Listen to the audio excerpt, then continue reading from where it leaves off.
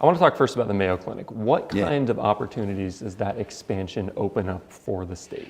Yeah, it's hard to wrap your mind around. I was glad I saw a story in one of the papers here in the state that talked about all of the stadiums we built don't come into, don't come close to what they're talking about there.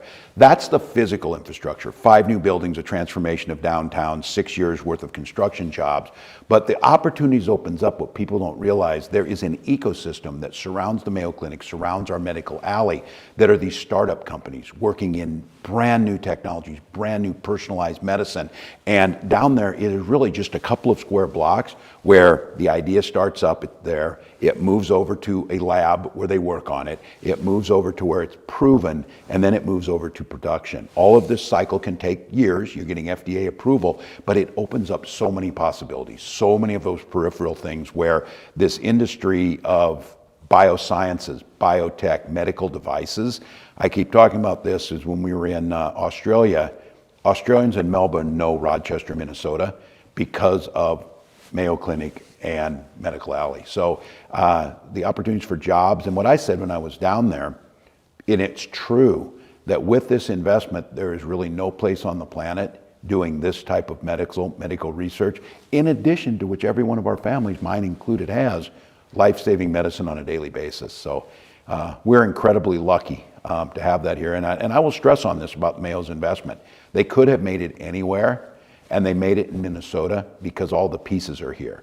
The university, the ecosystem of biotech and biomedical companies, the history around this, all of those things made it possible. Yeah, I mean, obviously a lot of positives for the downtown Rochester Yeah. corridor. I do want to touch on the situation with the Nurses at the Bedside Act last year, and I think that's an important piece of this story as well. Certainly, it's personnel, and I don't want to get lost in, we're going to have the most modern healthcare building in the entire planet. We're going to have some of this research, but it's delivered by scientists, it's delivered by folks, it's delivered by nurses, physicians, the custodial crew, all of the things that happen on that.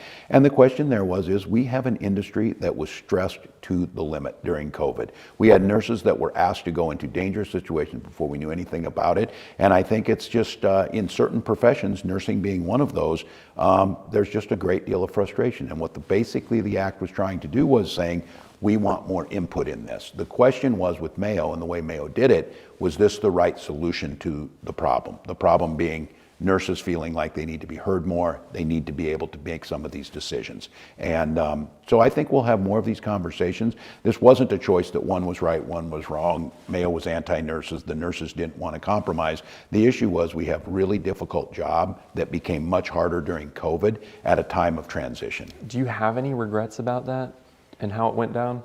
No, that's how democracy works. I think we worked on it together. I have great relationships and have been very supportive and been supported by the nurses. It's a noble profession, and I've said this, that I feel like nursing and teaching are very similar in that, and that's of course where I come from.